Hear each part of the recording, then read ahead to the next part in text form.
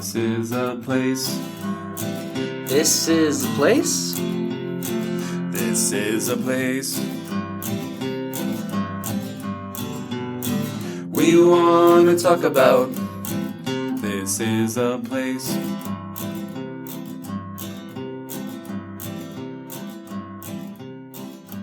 Thank you for listening to This is a Place podcast. My name is Brandon, and I'm joined by a man who looks back at when he got married. His biggest regret was giving up going on riverboat gambling trips. Nate. That's one vice that I had to let go. All my riverboat gambling. I mean, it's a good time. Do you know how many riverboats I've been on? How many? 0. What? But I gave it up all for my wife. It's a true man right there. Yep.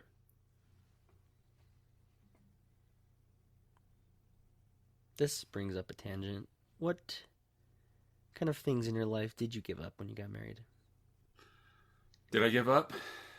And this isn't a bad thing. It's just when you get married, some things fall the wayside. And I feel you have a lot of hobbies and interests that you mostly still participate in, being a married man. Yeah, that's truth. So what did you give up? I gave up having my own room, sleeping in my own bed. I didn't give up much. My wife is pretty chill, and that's, for me, a good thing. I think I probably mentioned this before, but before I got married, every night of the week, I was involved in one rec sport or another. I think like Monday was like indoor soccer. Tuesday was like basketball. I think I was like in 2 basketball leagues at any given time. In the summertime, it was like 2-3 softball leagues. Back then I was playing ice hockey. This was even before pickleball. I can't even imagine if pickleball was in my life back then. It might have been a different story. But I told my wife before we got married, and I said, hey, like, this is kind of like who I am. And it's not going to stop once we get married. So if that's an issue for you, like, we need to talk about that now, because it's, don't think you're going to change me when we get married. And I've probably told this story before, but my wife, even when we were dating stuff, she used to come to all my games, which was every night. Like, she came to everything. Wow. And then maybe like 2 or 3 months into our marriage, she said, well, I don't remember which sport I was playing, but she says, I don't feel very well. Do you mind if I don't go? And I'm like, you never have to go. She's like, I don't? And then she's like come back like twice since. Even though she did come watch me play softball on Friday night. I subbed for a team on Friday night, and she came and watched because she knew some of the people on the team. But my wife is an introvert, mostly an introvert, and I'm an extrovert, so I think that works. So she's happy at home reading a book, and if I'm out playing sports, then we're both happy. I just have to dedicate, like Sundays, I kind of dedicate to her as far as hanging out with her, and even like Saturday nights with her. And then we usually, at least one night during the week, we'll go like to dinner or something together. So it's not like I don't ever hang out with my wife and my family, even though it seems like it, because I'm always not home. But yeah, when did this turn into a counseling session?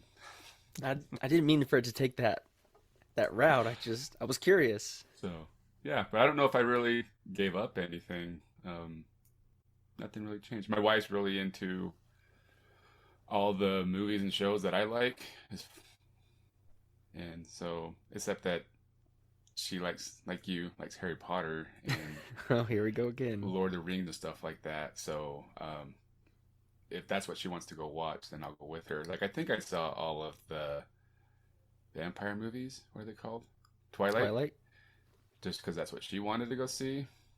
And they're issuing them into the theaters right now. You can go and rewatch them. But Let me jump on that. I don't remember much about them. But like, I'll go with her to stuff like that with her that she enjoys. And she'll sometimes participate in the sports. She plays volleyball from time to time, right? Time volleyball. She plays on our softball team, and then she'll watch every once in a while a football game with me, and then I just try really hard not to be annoyed with the questions. Just like, shh. The least you can do. Yeah, she's trying. She tries. So, Probably something that I said I would give up, but I actually haven't given up was going to concerts. Because I like to go to concerts. And I remember when I got engaged, this one concert was announced, and it would be while I was after I'd been married. And I bought the ticket and said, "This is my last one. This is the last hurrah. I'm not going to do it anymore." And yeah, that didn't work very well. concerts.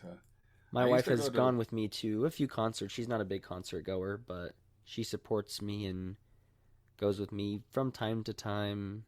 But I think her allowing me to go every once in a while is that's a thumbs up in my book.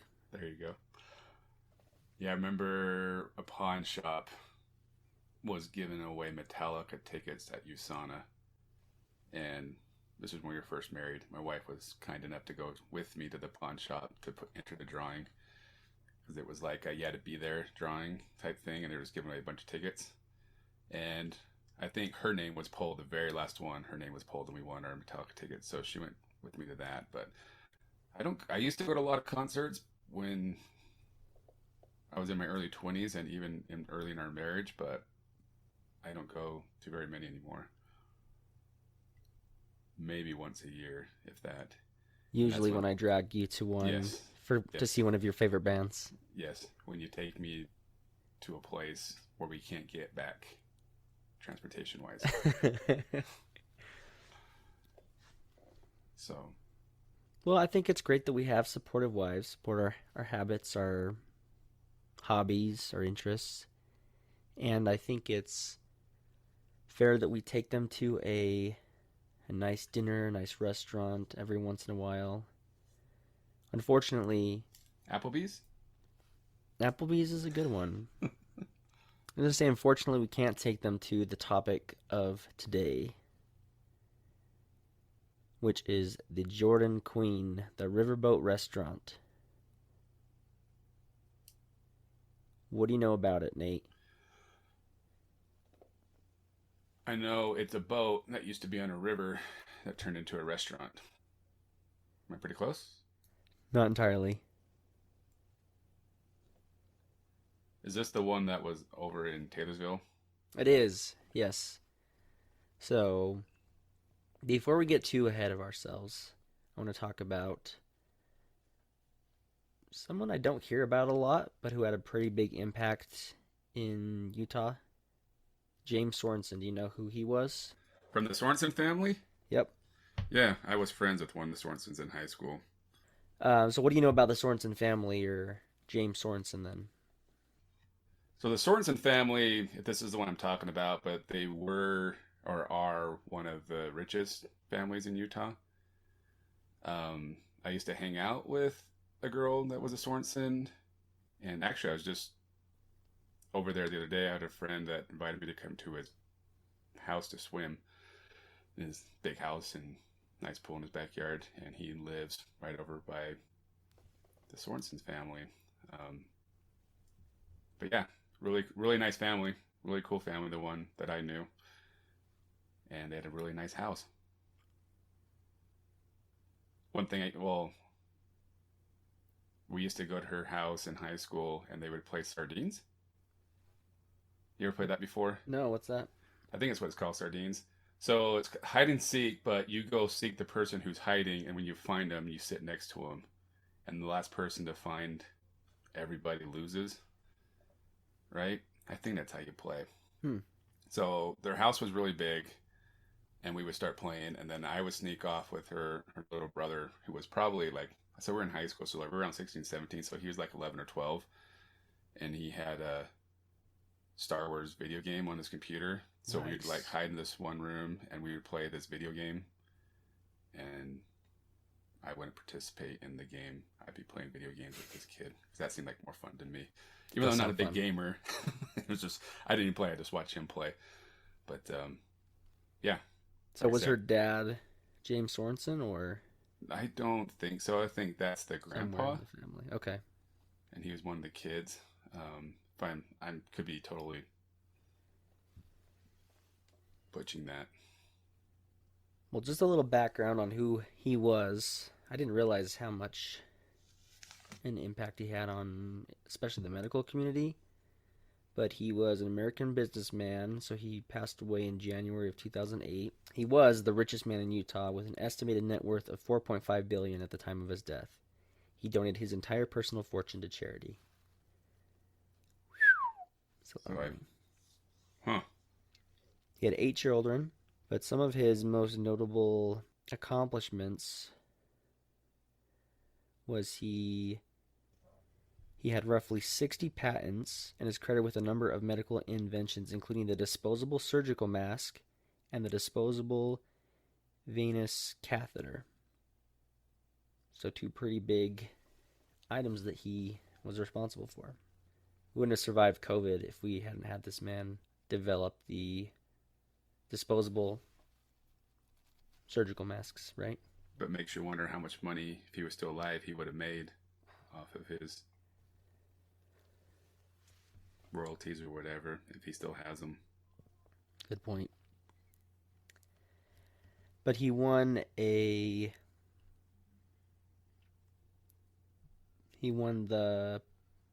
Giant of Our City award in Salt Lake City for his philanthropy and effort in identifying the tsunami victims from the 2004 Thailand tsunami. Because of his laboratory, whatever, they were able to identify a lot of the victims in that. Yeah, and I think I worked for Sorensen Communications, which I think was under that umbrella. But where he comes into the story, I mean, you think of rich people, there's only so much they can do with their money, right? At some point, they just start spending it on whatever. Right. And I think he made a pretty good decision in spending it on this riverboat, the Jordan Queen, which was located 4393 Riverboat Road in Murray. So, you know where that is, of course. Hmm. Now it's just apartments, unfortunately. But this place is my favorite place that I never went to, never even probably saw in my life.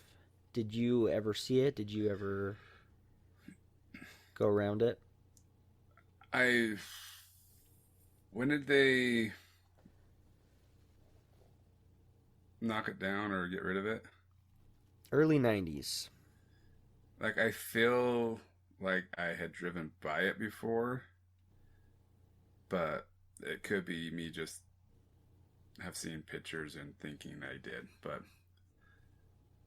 I don't remember ever like going to it physically. So, some background on the restaurant itself. So, it was built in 1984. And then, at least, I don't know how long the business lasted, but it was at least through the early 90s. And as we talked about a little at the beginning, it was a riverboat. It was built after the manner of a riverboat, a replica of a stern wheeler paddle boat. So it wasn't actually a riverboat. Wasn't an actually functioning riverboat at any time. Just a replica of one. But if you look at the pictures, it looks pretty darn near close to. Pretty authentic, right? Yeah. My dad actually, back in the day, he worked in the bakery business in some regards, and he put in the bakery some of the equipment for the restaurant. And he noted that the planning wasn't the best. So on one side it looks you could have like it could have been picked up right out of the water, but on the other side they had to build a whole other section, another room basically, because they hadn't planned out to have space for the equipment. So that kind of ruined the facade in some regards. Pretty cool looking. Yeah, and from what I can see, like, sounds like it was a really cool experience to go eat there. Which Yeah. makes me wonder. I mean, it would be cool if we have any listeners out of our. How many listeners are we up to now? Are we like around 21, 22? Yeah, something like that. Um, if any of them have any family or friends that used to work there that would have any insight. But I just want to know, did it go down or did they close it down because of profitability or the fact that it was just better to put apartments there financially? I feel like growing up, especially that time frame when they like close it down, for me growing up, it might have been the same for you. I think the stats say that the public ate at home like during the 90s and even early 2000s. 70% of the time they ate at home and 30% of the time it was at restaurants. And the last 10 years or so it's flipped to where people eat out 70% of the time and at home 30% of the time. And even then when they're eating at home, usually you're doing takeout or whatever, right? Right. So restaurants business has really gone gangbusters. So I think there's a lot of restaurants like this one that I wonder if they would thrive in today's market when they closed down, 20 years ago. Like this one comes to mind, and the other one is where our favorite haunted house is at. They had that Wagon Master. Yeah. So I wonder if something like that. I think we've talked about that before, but Or even the Mayan, I wonder. or the Mayan, yeah. Would something like that just would it work today compared to 10, 15 years ago? But Yeah, this one sounds like a definite place. I just wonder too, even like nowadays with like high school dances like that, the Riverboat sounds like it'd be a really cool place to go to on a, like you mentioned, on a cool date, either with your spouse or with a date or a high school dance. I found a thread that had some comments, people that had experiences there. A lot of business activities, conferences, trainings. They held proms there. A lot of people went there for the dinner portion of their dances. There you go. So it Yeah. really was a kind of a space for just what you're saying. And I think it just added to it because of it was unique. It was something different. Yeah. I've seen very varied comments of why it closed down. One person said that they had to tear it down because the foundation was actually sinking.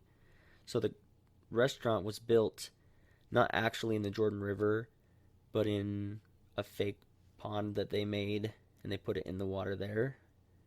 And I guess maybe it wasn't the best structural decision. Another commenter said that there was a fire there at some point, which I think caused it to be really damaged, and it was probably just too much money to fix and not worth all that. So made more sense to just tear it down in the end. So I'd be curious to know why it actually did close down. Probably what you're saying, it just wasn't as profitable. People weren't going out to eat as much. A lot of the commenters saying this was a big deal if they went out to eat here. And I'm sure that's how a lot of people felt back in those days was you're going out to eat, you're going to go somewhere nice, and it's going to be an event. Otherwise, you're just going to be saving up and eating at home, right? Right. But I think this one is even a step up because people commenting it was the first time they ever tried frog legs, escargot, fancy wines, that kind of stuff was the kind of fare that they were serving at the restaurant. Well, have you ever done frog legs or escargot? No, I have not. Have you? Yes. To both. And? Tastes like chicken. Shouldn't have them. Both of them taste like chicken? So the escargot that I've had multiple times was so drenched in like a garlic sauce that you could be eating anything and you wouldn't know the difference. Just tastes like garlic. The frog legs, I Where did want to you have say it? they were on a cruise ship. Okay. Like usually when you go on a cruise, they'll have like the what do they call it, like something you've never had before on their menu. I don't know what they something exotic or something like that. They'll do like alligator and frog legs and escargot and stuff like that. So the same with the frog legs is where you had Yeah, on the cruise. yeah. So I had on a cruise ship, and I want to say they were fried, so it wasn't like when you fry. Yeah, same thing. When you fry anything, it's gonna taste decent. But I don't think I can ever eat frog legs because of the Muppet movie. save Kermit, Yeah. but you're okay with eating ham, Miss Piglet Miss or Miss Piggy? Piggy? Well, yeah, because that's normal, and she's a jerk anyway. She's mean. Yeah. I wish a place like this still existed. There's so many novelty places that are gone that I think could thrive if given the proper care and investment, but unfortunately this is not one of them. Did not last, and they found that the space was better used for housing is what it is now, right? Right. Does make me wonder two things. I'm curious if you were some rich billionaire, what would be the thing you'd go out and spend an absorbent amount of money on your pet project or your dream in this Like same sort of realm? just to like an investment or just to yeah so Just for much the heck money of it. like I something mean, because you kind of like Riverboat get restaurant probably. If it were me and I was a billionaire and I made something like that, I wouldn't be looking for a return on investment. I'd think I'm gonna build a gosh darn riverboat just for the heck of it. one thing. I don't even think I have to be a billionaire, but in the 50 millions around there.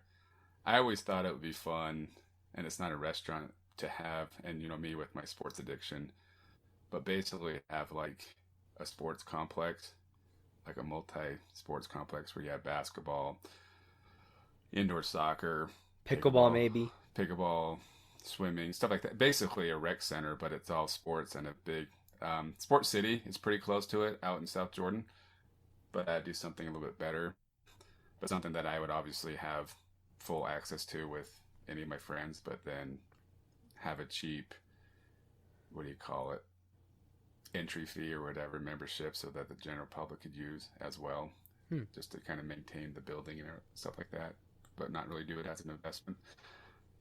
But Kind of like a that's what rec I think center. about. And then I'd have McDonald's on site, and Like the one you went to in Orlando.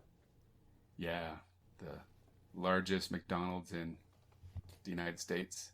My other question, last one, is how would it work? I mean, we talked a little bit about Jordan River, them trying to revitalize it, clean it up. What are the chances they actually put a working riverboat on the Jordan River? My crystal ball says 0. Too many bridges and things in the way. Yeah, I don't think Jordan River's number one wide enough to put something like that in, Man can dream. but you can only dream. You can only dream. I just love the idea of the Mark Twain times, the riverboats. Yeah, I mean, you can still find them, but that kind of transportation has got to be peak transportation. Have you seen the Murder on the what's it called? The Nile. What's that movie called with Gal Gadot? oh, You see all the movies. Come on. I don't know if we. I don't think we saw that one. Murder on the Nile River or something like that.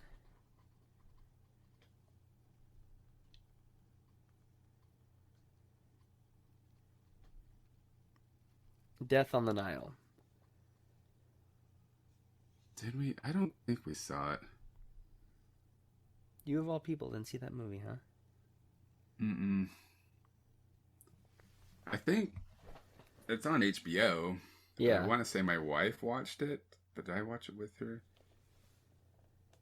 I don't remember if we did. Well, I romanticize that type of period and the relics of the past, such as Riverboat. So I heard a lot of people say that the Riverboat, because of the way it was built and where it's built, it stunk. People saying the food wasn't that great. People saying that it was. Some people said it was. Some that's made them sick. But I still would have loved to check it out. So, Yeah, I mean, I didn't realize, like you mentioned earlier, that it was built on a fake pond. So I don't sounds think, like a bad idea. yeah, like I would like maybe build it and then have a pond behind it or something, but not put actual water. Yeah, Or just put some water features inside, maybe. or something. That could But work. like, do you really need the water? I don't know, but maybe that adds to the experience. I'm also curious, they had the propeller things on it. If at any time those actually would spin Function. around Yeah. in the water, maybe. Maybe that's part of why they did it. But, anyways, a cool thing to know about, something I was happy to find out existed. And it'd be cool to hear if anybody did work there or if you knew someone, because there's not a lot of information about it. So, a lot of guesses here as to what it was like. Yeah, let us know if you've, like we said, been there before, worked there would be even better. Or know of anybody who worked there. We want to know the truth, dang it. In the meantime, Nate and I are planning a riverboat gambling trip. So, if anybody who's interested, hit us up. We're just heading up to Ozark to Ozark. Have you watched that show? Uh-uh. I watched the first 2 seasons and it was just too much for me. But I think at the end of the second season they were talking about doing a riverboat so that they could gamble legally because they would be on the river of, anyways, another state that allows, I think, something like that. But so when I hear riverboat, it automatically goes to Ozark for me now. So if we went in a canoe on the Jordan River, could we legally gamble? Well, if I remember something, it's because the water came from another state that I don't know. I'd have to go back and Since it watch comes it. from the ocean or something? Maybe. Yeah. And I want to know that question too, and I'm sure I can Google it, is because that's how cruise ships get away with gambling, is they go in international waters and then they don't have any jurisdiction, and so they can gamble. But how far off of the coast do you need to be before you're legally not legal? Sounds like murky waters to me. I'm sure we can Google that. Or as Johnny would say, goggle. Didn't even talk about Cobra Kai yet. Cobra Kai, yeah. All this stuff will catch up on the next episode, so stay tuned. So everybody knows, Cobra Kai Season 5 is now out. So if you want to understand the next episode at all of ours, because I'll have it finished by then. hurry and watch it. I was done with it within basically 24-ish hours after released. But just Grab so people yourself- know, I was on an airplane for 6 episodes of it. In the meantime, grab your cheat Sharons and sit down and enjoy some Cobra Kai. You'll hear all about it next time. About Cobra Kai, I'll tell you about Orlando. We got so Oh, much. we didn't even talk about Orlando. No. It's gonna have to be just a catch-up episode. Yeah, so next week we'll catch up on everything. Nate's Journeys. Nate's Part life. 1. Thanks for listening to This Is a Place podcast. See you next week. Cobra Kai.